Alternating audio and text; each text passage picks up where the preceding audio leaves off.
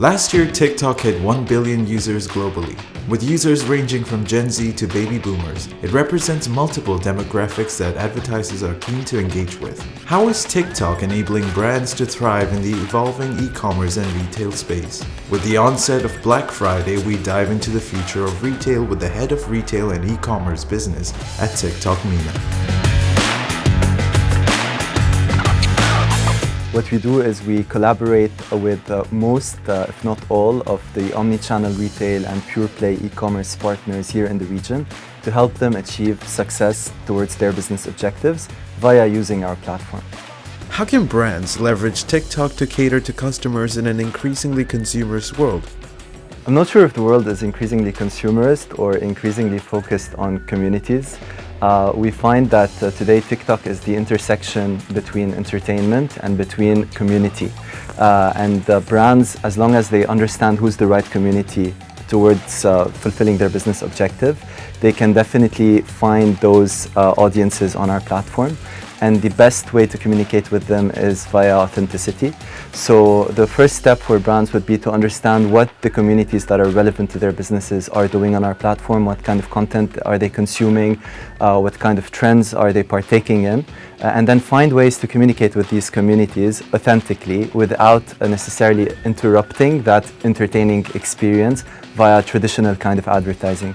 This is why we always tell the brands that we work with, don't make ads, make TikToks, meaning communicate in a native way, participate just like users do on the platform to relay the messages that you want. And so long as you are targeting the right audiences and the right communities, there will always be an ear to listen to and people who are interested in engaging with your brand.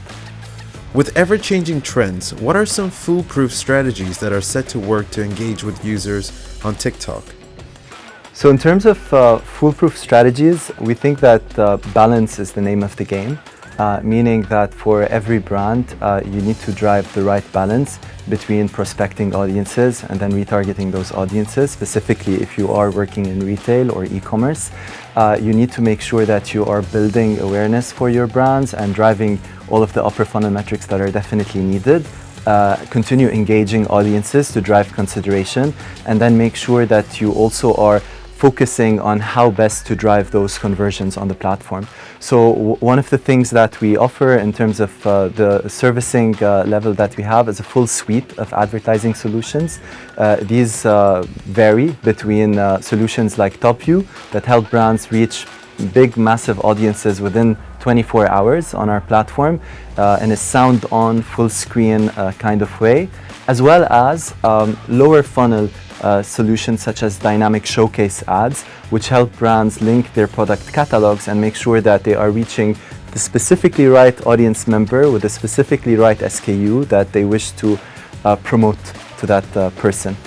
So it's all about balance. There's a phrase, TikTok made me buy it, which brands would die for. How does TikTok stay ahead of trends? So the trends are all started by the users.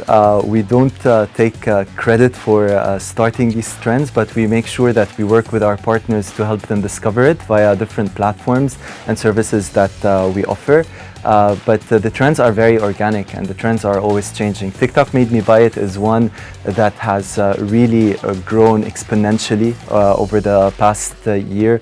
So many brands and so many e-commerce players and marketplaces have been able to leverage it to bring to life basically products and specific items that might not have necessarily been thought of as mass, but that they have leveraged the insight that audiences discovered them because of TikTok.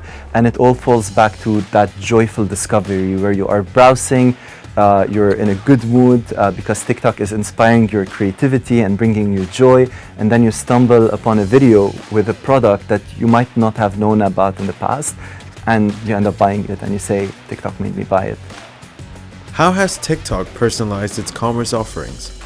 So when it comes to personalizing the commerce offering, it all goes back to how can we make sure that the experience that the brands are offering to users is as native as possible on the platform. So going back to one of the key solutions for e-commerce players, which is dynamic showcase ads. Traditionally, with the dynamic ads on different platforms, you are served images of different SKUs from a product catalog. what we've done here in the region is we've said, how can we make this much more native to the TikTok experience? So we started working with TikTok creators who are the best to be able to produce content that is very authentic for the platform.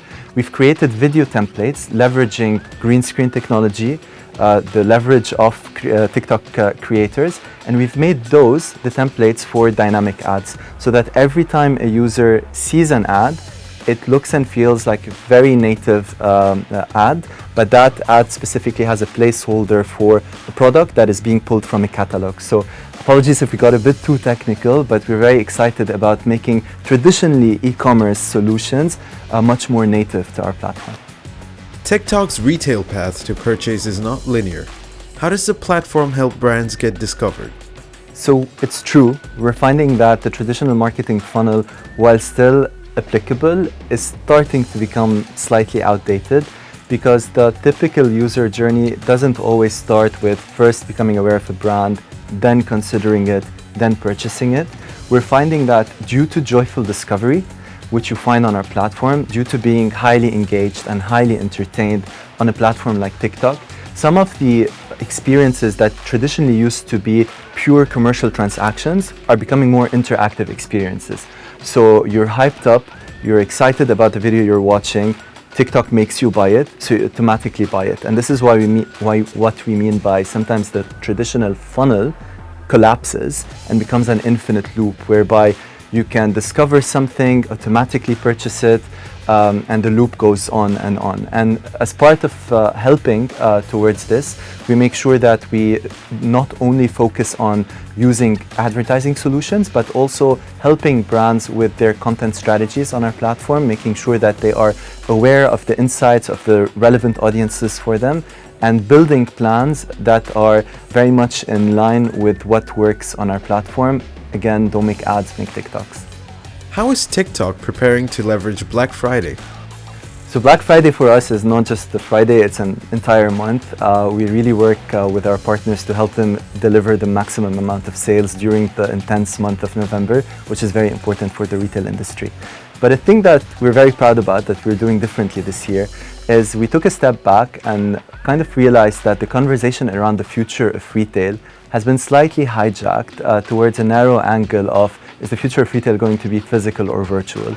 And as we work with our partners, we find that there are so many more nuances and there's a myriad different facets to what the future of retail is. So towards the build-up of this Black Friday, we have launched our own podcast across different digital streaming platforms to explore what the future of retail really is.